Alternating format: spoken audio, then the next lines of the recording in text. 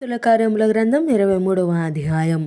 పౌలు మహాసభ వారిని తేరి చూచి, సహోదరులారా, నేను నేటి వరకు కేవలము మంచి మనస్సాక్షి గల వాడనై దేవుని ఎదుట నడుచుకొనుచుంటినని చెప్పాను. అందుకు ప్రధాన యాజకుడైన అననీయ అతని నోటి మీద కొట్టుడని దగ్గర నిలిచి ఉన్న వారికి ఆజ్ఞాపింపగా, పౌలు అతనిని చూచి, సున్నము కొట్టిన గోడ, దేవుడు నిన్ను కొట్టును, నీవు ధర్మశాస్త్రము చొప్పున నన్ను విమర్శింప కూర్చుండి ధర్మశాస్త్రమునకు విరోధముగా నన్ను కొట్ట నాజ్ఞాపించుచున్నావా అనెను.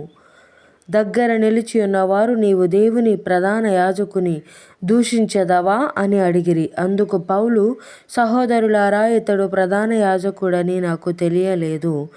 నీ ప్రజల అధికారిని నిందింపవద్దు అని వ్రాయబడి ఉన్నదనెను.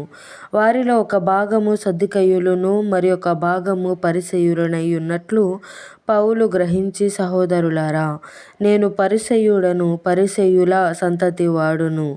మనకున్న నిరీక్షణను గూర్చియు మృతుల పునరుద్ధానమును గూర్చియు నేను విమర్శింపబడుచున్నానని సభలో బిగ్గరగా చెప్పెను.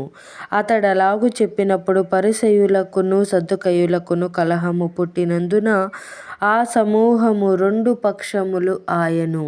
సద్దూకయ్యులు పునరుద్ధానము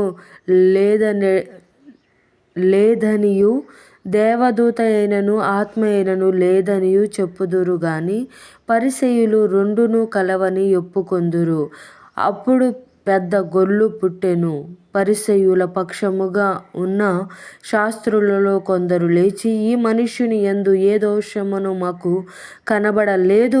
ఒక ఆత్మ అయినను దేవదూత అయినను అతనితో మాటలాడి ఉంటే మాటలాడి ఉండవచ్చునని చెప్పుచు తగువలాడిరి. కలహం ఎక్కువ అయినప్పుడు వారు పౌలును చీల్చివేయుదురేమో అని సహస్రాధిపతి భయపడి, మీరు వెళ్ళి వారి మధ్య నుండి అతనిని బలవంతముగా పట్టుకొని కోటలోనికి తీసుకొని రండని సైనికులకు ఆజ్ఞాపించెను. ఆ రాత్రి ప్రభువు అతని యొద్ద నిలుచుండి, ధైర్యముగా ఉండుము, యెరూషలేములో నన్ను గూర్చి నీవెలాగు సాక్ష్యమిచ్చితివో అలాగున రోమాలో కూడా సాక్ష్యమియ్యవలసి ఉన్నదని చెప్పెను. ఉదయమైనప్పుడు యూదులు కట్టుకట్టి తాము పౌలును చంపు వరకు అన్నపానములు పుచ్చుకొనమని ఒట్టు పెట్టుకొనిరి. ఈ కుట్రలో చేరిన వారు 40 మంది కంటే ఎక్కువ.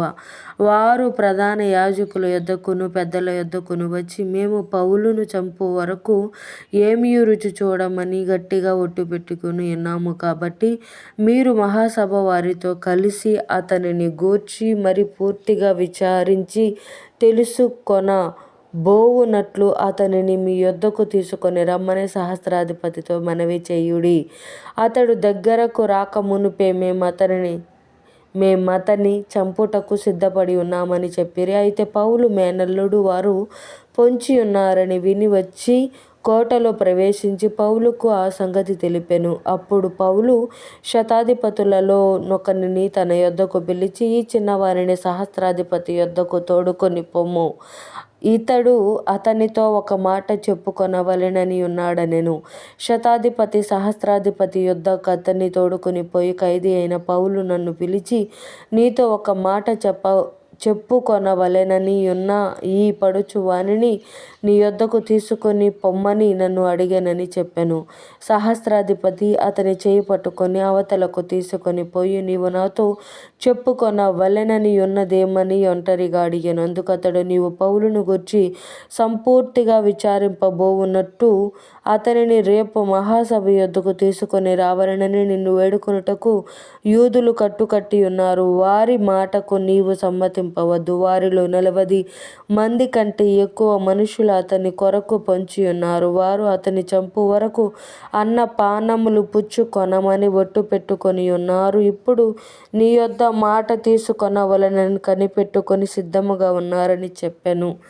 అందుకు సహస్రాధిపతి, నీవు ఈ సంగతి నాకు తెలిపితివని ఎవనితోనూ చెప్పవద్దని ఆజ్ఞాపించి ఆ పడుచు వానిని పంపివేసెను. తరువాత అతడు శతాధిపతులలో 2 తన యొద్దకు పిలిచి, కైసరయ వరకు వెళ్ళుటకు 200 మంది సైనికులను, 70 మంది గుర్రపు రౌతులను, 200 మంది ఈటెల వారిని రాత్రి 9 గంటలకు సిద్ధపరచి పౌలును ఎక్కించి అధిపతి అయిన అధిపతి అయిన ఫెలిక్సునొద్దకు భద్రముగా తీసుకొని పోవుటకు గుర్రములను సిద్ధపరచుడని చెప్పాను. మరియు ఈ ప్రకారం ఒక పత్రిక వ్రాసెను.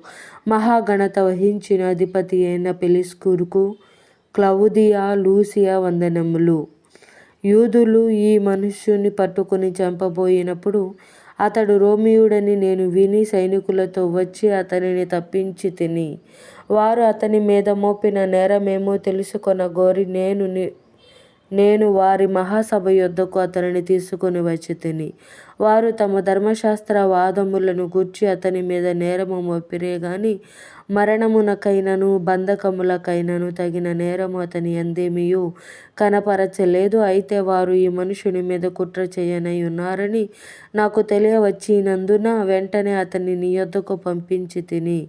నేరము మోపిన వారు కూడా అతని మీద చెప్పవలెనని ఉన్న సంగతి నీ ఎదుట చెప్పుకొన నాజ్ఞాపించి తిని. కాబట్టి అతడు వారికి ఆజ్ఞాపించిన ప్రకారము సైనికులు పౌలును రాత్రి వేళ అంతిపత్రికి తీసుకొని పోయిరి. మరునాడు వారు అతనితో కూడా రౌతులను పంపి తాము కోటకు తిరిగి వచ్చిరి. వారు కైసరయకు వచ్చి అధిపతికి ఆ పత్రిక అప్పగించి పౌలును కూడా అతని ఎదుట నిలవబెట్టిరి. అధిపతి ఆ పత్రిక చదివినప్పుడు ఇతడు ఏ ప్రదేశపు వాడని అడిగి అతడు కిలికియా వాడని తెలుసుకొని నీ మీద నేరము మోపువాడు కూడా వచ్చినప్పుడు నీ సంగతి పూర్ణముగా విచారింతునని చెప్పి హేరోదు అధికార మందిరములో అతనిని కావలి యందుంచవలెనని ఆజ్ఞాపించెను.